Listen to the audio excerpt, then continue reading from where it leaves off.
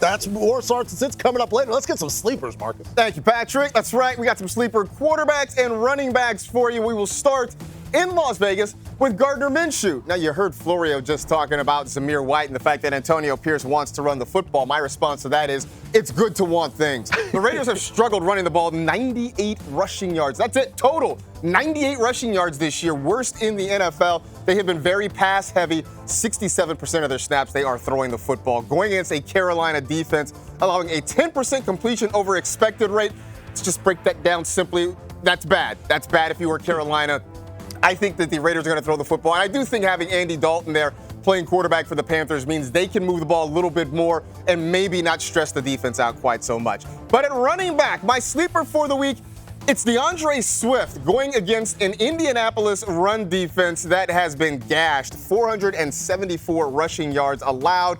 They gave up 151 yards to Josh Jacobs with Malik Willis starting at quarterback. It's not like they had to worry about Jordan Love throwing the football, yet they still got run over. The Bears have been forced to be pass heavy so far this season. That offensive line is struggling to protect Caleb Williams. At this point, if you're Shane Waldron, you got to try something different. Maybe establish the run to take the pressure off of your young quarterback. And if you want a deep sleeper at running back, maybe he's not a deep sleeper because he was very popular off the waiver wire, but it is Carson Steele, who sounds like the name of kind of a B action movie character. Whatever. He outsnapped Samaje Perine 14-5 last week, outtouched him 7-1.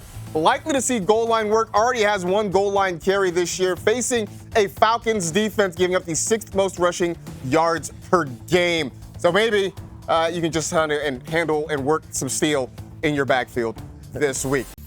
Let's do that indeed. Let's look at some pass catchers for this round of sleepers, wide receivers and tight ends. And let's start at the wide receiver spot because we're going to talk about Tank Dell. And Florio has expressed some concerns, and those concerns are very valid. We have not seen much of Tank Dell in this offense so far, but there's a lot of reasons to be positive. He is constantly on the field for a team that runs a lot of 3 wide receiver sets. And this week, going against the Vikings, Brian Flores' defense has been diabolical. Has just had Brock Purdy's head spinning last week. The gist of it, though, they're going to bring pressure, they're going to play back, and not allow the deep ball to beat them. That could be bad news for Nico Collins, but you got Tank Dell, who sort of lives in that area right behind the linebackers. If C.J. Stroud is pressured, he could find Dell running in the middle of the field. Look, I know we're getting really impatient. This could be the week that sort of renews your faith in Dell. Over to the tight ends. Let's go to Pittsburgh. Pat Freiermuth. This is a guy that I like, the sort of a late round tight end option, especially if you punted on the position early. Look, the Steelers' offense has not been great. We were sort of expecting Russell Wilson would be starting the first couple weeks of the season. Justin Fields, the 8th lowest air yards per attempt among qualifying quarterbacks. Meanwhile, the Chargers taking away the deep part of the field and the sidelines. This is an opportunity to feed Pat Freiermuth over the middle of the field. And who knows, just maybe the Steelers score a touchdown this week. Looking for a deep sleeper at tight end? Look, last week in the group chat, Laquan Jones hit up me and Florio and said, I feel like it's going to be a Jonnu Smith game against the Buffalo Bills. We were kind of like, haha, yeah, sure. He ran a team-high 28 routes, had 6 catches for 53 yards on 7 targets.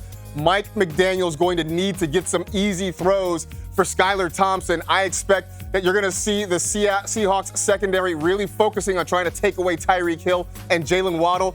Weirdly, the ADOT's not going to be very high for Jonnu Smith, but he could get loaded up with targets. Also, he looks weird wearing number 9. Tight ends don't need to do that.